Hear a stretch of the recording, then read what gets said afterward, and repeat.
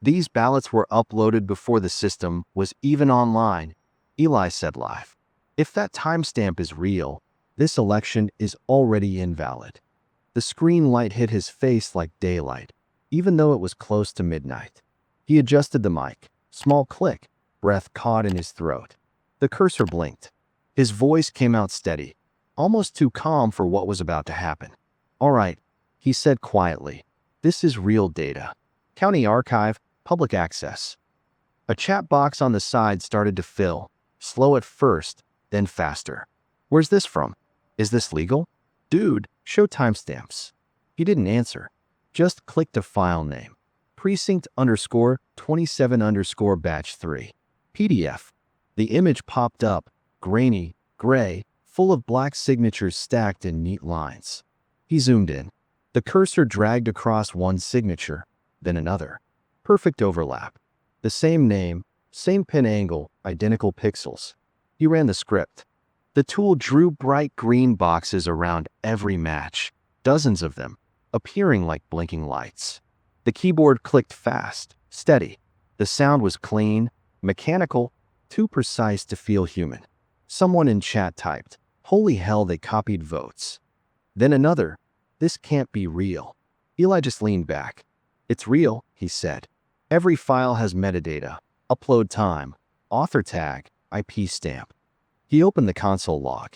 Lines of code scrolled like a heartbeat. He pointed at one number. "See that timestamp?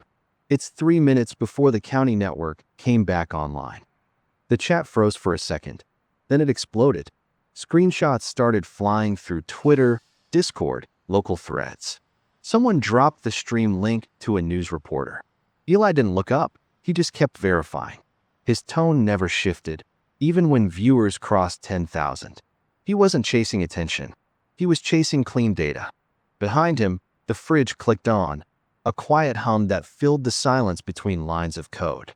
It made the whole room feel smaller, tighter. Outside, a siren wailed and faded somewhere down the road. Eli barely noticed. He ran the script again, one last time, and the screen filled with green boxes. Identical signatures. Identical lies. He didn't smile. He just said, "We're not done yet."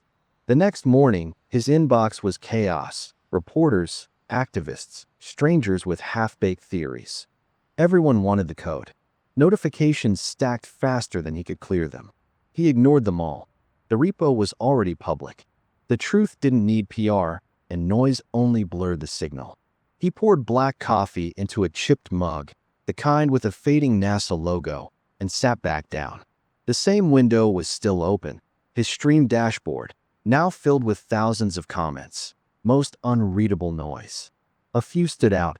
County logs missing from that night. Check upload hashes. He rubbed his wrist, the skin warm, the pulse too fast, and opened the terminal again. The hum of the fan mixed with the soft clicking of keys. Methodical, focused. He wasn't angry, just locked in. Every match, every timestamp added weight. The more he looked, the clearer it got. This wasn't one mistake. It was a pattern built by human hands. Outside, the Arizona sun washed the blinds pale. His phone vibrated, local number. He let it ring out. Then another. Then 3. Same area code. He unplugged the charger and killed the sound. He didn't need noise now. On social media, the county clerk's office had posted a statement. AI image confusion, data misinterpretation by non-experts. The usual dismissal. Eli exhaled through his nose, not a laugh, not frustration, just something between. He typed one line into his notes. Reproduce results. Public tools only. Then he started the recording again. No intro, no camera, just screen and voice. "This isn't AI," he said. "This is basic image math." He dragged 2 signatures side by side, shifted 1 pixel left, 1 pixel up. The overlap turned solid black. Perfect. "That's not coincidence," he added. Viewers started clipping pieces of the stream, stitching them into short reels. Within an hour, one clip hit 500,000 views. Headlines began to crawl. Local coder questions county vote integrity. Someone in chat wrote, "You're going to get in trouble for this." Eli paused for half a second, eyes on the green boxes blinking across the screen. Then they should have done it right, he said, and hit enter. The script kept running, quiet, relentless, impartial. Just math doing its job. By the third day, his name was trending. Not viral, just loud enough to reach the wrong people. His GitHub had crashed twice from traffic. Someone dug up his old LinkedIn. Another found his address. The line between curiosity and exposure vanished fast. The kitchen smelled like burned coffee. The fridge hummed again, steady and low, a sound he now noticed every time he stopped typing. The stream replayed on his second monitor. Comments flying, faces in the chat replaying the same moment where everything changed. The overlap, the timestamp, the proof. He hadn't left the apartment in 2 days. Pizza boxes, cold slices, cans by the sink. The air felt stale, like time had stopped breathing. His phone buzzed again, unknown number. A voice on voicemail started with a cough, ended with, "You think you're helping?" He stopped it midway, thumb pressing delete before it finished. He opened the news tab. The county board called his findings algorithmic misunderstanding. 3 times. He typed the phrase into a note, line by line, like evidence of denial. Then ran the batch again. Same results. Same lies. Each match hit harder than the last. He rubbed his face, leaned back, eyes half closed. For a second, it almost felt pointless. But then the code window flickered. Tiny glitch, just enough to catch his eye. Someone had re-uploaded a new batch to the same public directory. Fresh files, same pattern. He stared at the file names. Batch 4_update_final. PDF. That was it, the moment. His breathing slowed, shoulders squared. He hit record on the streaming tool. No hesitation. No camera this time, just his screen and voice. Same directory, new upload, he said. Let's see what they fixed. The script loaded green boxes again.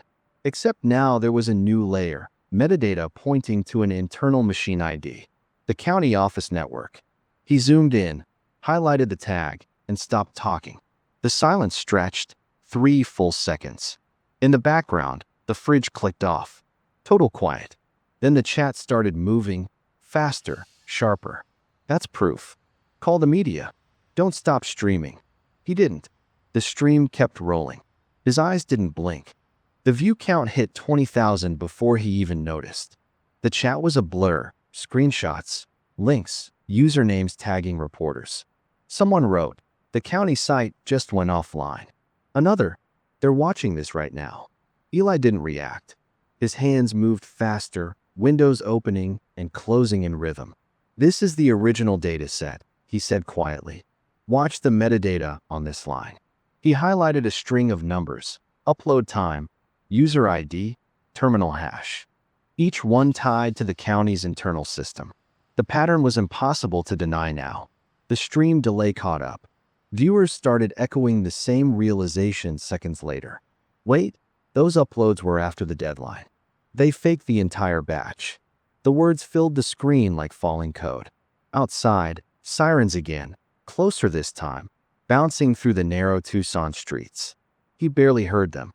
He was inside the machine now, logic, math, timestamps, truth.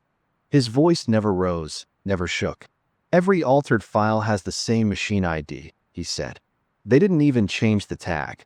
Then a flicker, the cursor froze for half a beat. Connection drop. Chat exploded. Stream lag. He's getting cut off.